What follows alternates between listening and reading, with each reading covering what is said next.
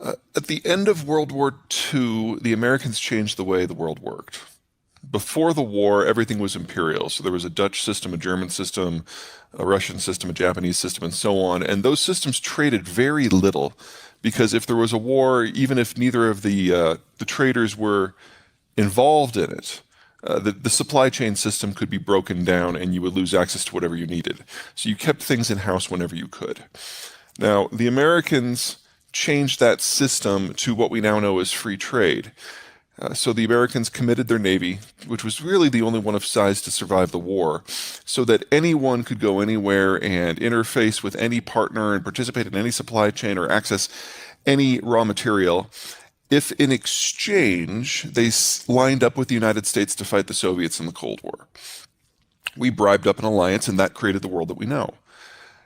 But as soon as the United States did that, it made it very easy for smaller countries and former colonial possessions to be independent.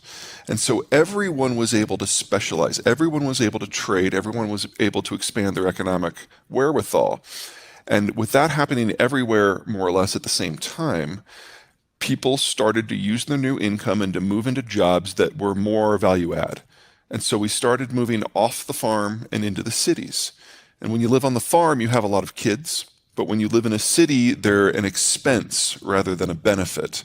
And so you have fewer of them. And bit by bit, this system spread around the world until with the fall of the Cold War, it went everywhere. And so we have seen urbanization and industrialization happen on a scale that we never thought was possible. And we've seen birth rates drop to a rate that never existed before in the pre-war situation. And all of these issues come to a head this decade. The Americans have lost interest in maintaining the system. They've elected an anti-globalist 7 times in a row. And now in the advanced world, there are no longer sufficient young people to even pretend to regenerate the demographic structures moving forward, and they're all moving into mass retirement. And even in the younger countries, they've already aged past the point of potential reconstitution in most cases. So we now have a top-heavy demography that for the last 10 years has generated a lot more capital, because when your kids move out and you haven't retired, you generate a lot of income and you can save it. But those people are all moving into retirement now. So this decade was always going to be the time we hit an investment bust, a production bust, and a consumption bust. And we don't have an economic model that works in that era. And so we're starting from scratch. And the Ukraine war is a hard stop, and coronavirus sped it up by a couple of years. And so here we are. Yeah.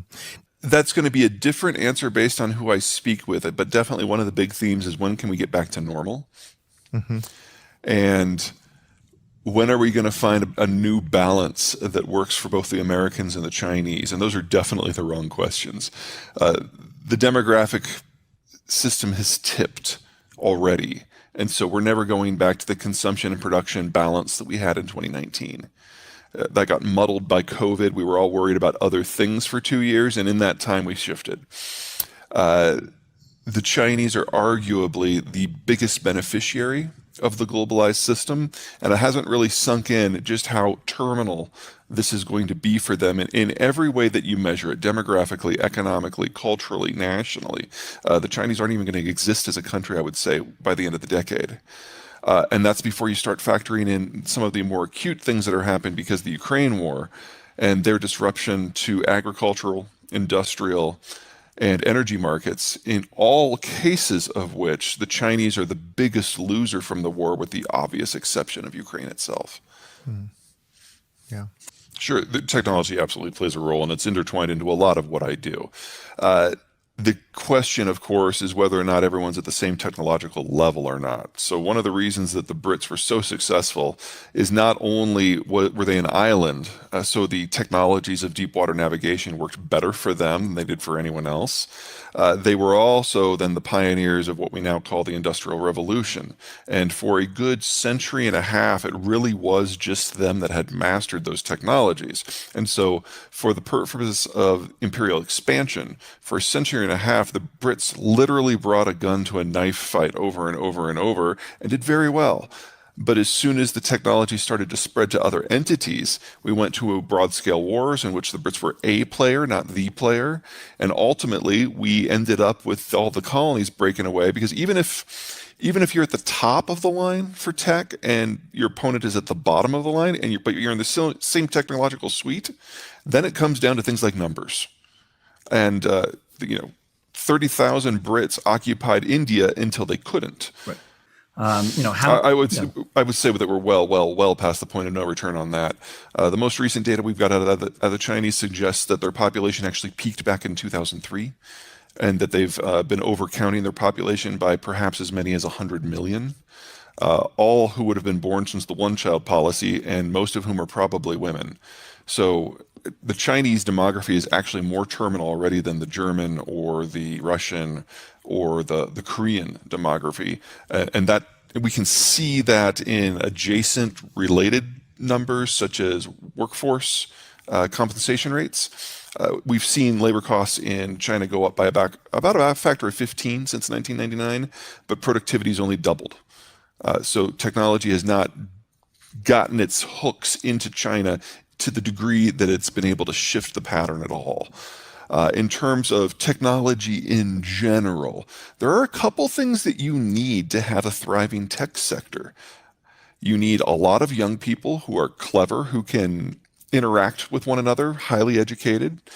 You need a metric boatload of money, not just for the development of the tech, but for its prototyping and ultimately its installation and operationalization. We don't have that anymore. We've had a baby bust in most of the world that's 50 years old now. There just aren't enough young people in most countries. And now that the baby boomer generation is moving in retirement, there goes the capital base as well. And if you break up the world because of trade tensions or wars, then their ability to even interact at distance becomes constrained. So I expect the pace of tech globally to slow considerably. There will be some places like the United States that this is less true for because our baby boomers actually had kids. We know them as millennials. And they are now in that stage of their life where the creativity and the interaction is very important. And so it's not like Silicon Valley is going to die here, but it's not going to move forward at the pace that we've become used to. And a lot of the complementary systems around the world that provide either cooperation or competition simply aren't going to be there in a few years. TSMC, the Taiwanese, they're great at semiconductors. No argument there. However, the United States actually produces 55% of the world's semiconductors by value. So if it's going into a cell phone or a server farm or a laptop, it probably comes from the US. The next tier down is where the Taiwanese and the Koreans are. The Japanese are probably up with the United States. And then the mid tier, which is for like aerospace and cars, that's primarily Thailand and Malaysia. And the low end stuff, like if you want, I don't know, a smart blender, that's probably coming from China. So all the Internet of Things, that's all the Chinese stuff. I've always been a little dubious of that personally. I don't need a smart refrigerator, but I would argue we can get by without that. Now, there's a lot of pinch points in all of this. But let's talk about Taiwan specifically. If the Chinese were to capture Taiwan tomorrow without a shot being fired, they could not operate TSMC. If they could do something of that technological level, they would have done it years ago already. The Chinese will participate in any manufacturing that they can do. It doesn't matter if it's cost effective, they'll subsidize it because for them it's more an employment issue more than anything else. And the jobs that the United States has lost to China are ones that were in industries where the Chinese can compete. And everything that's left is something where they can't. The same goes for